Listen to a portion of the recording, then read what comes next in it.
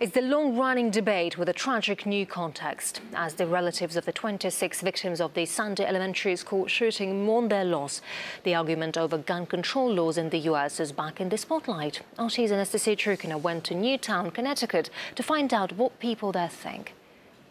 To describe what's going on the ground, I think if we take all the sad words in the dictionary and combine them together, there really is no way to describe, no words to find to describe the heartbreak, really, the grief, the sadness, the tears that we saw on the ground. This town is really at the epitome of grief during this holiday season. In this country, more or less half of the population supports gun control, and the country is split, and half believes that it's a civil right and it's a right that Americans are entitled to. So whether or not any legislation, good, strong legislation, can be passed to prevent these kinds of things is a question we're going to have to wait and see exactly what kind of steps lawmakers take and what the U.S. president takes. But certainly I'm sure people are going to be demanding this kind of something to happen so that these situations they don't happen in the future over and over and over again.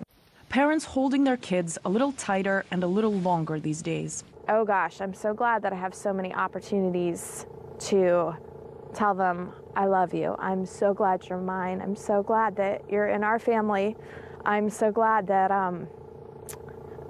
you're here. I'm still so glad that I'm having breakfast with you this morning. Candles, flowers, toys, and grief have filled Newtown.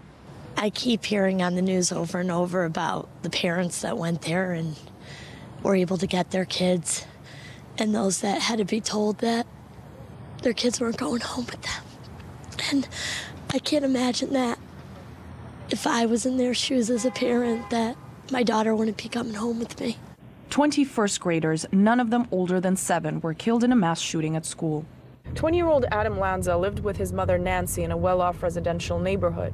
On Friday morning, he shot and killed her with her own gun, got into a car, and drove about 10 minutes to Sandy Hook Elementary. According to witnesses, he didn't say a word during the rampage. 8-year-old Zachary was saved by his teacher.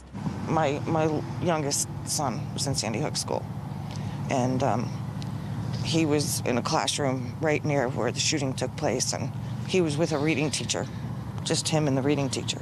And she closed the door and took him into the bathroom.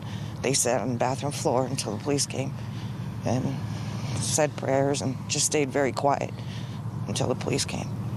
6 school employees were also killed in the shooting, including the favorite one of Aiden and Devin. If we messed up, she would tell us to do it again, but she would encourage us to do better. The 6- and 9-year-olds held a garage sale with their family after surviving the shooting, with proceeds going to their school. They did tell them to close their eyes. My daughter, of course, she never listens, so she didn't, and she's been talking about that a lot. She said, "Mommy, I can't get that body out of my head. I keep seeing it." People's emotions are stretched to the limit. Make an end here, make it worth something. Make it mean something. Because you can't bring them back, but you can create a change. Change that heartbroken locals are now demanding. Gun control. Strict, severe gun control. That's really all there can be. It's the Second Amendment to bear arms, but that amendment was written 300 years ago, 250 years ago. Our forefathers never thought that it would come to this. While politicians don't have the power to bring back the 20 little children who used to play on these streets, they do have the power to decide what happens next in a country where 270 million firearms, almost 1 per person, are in private possession.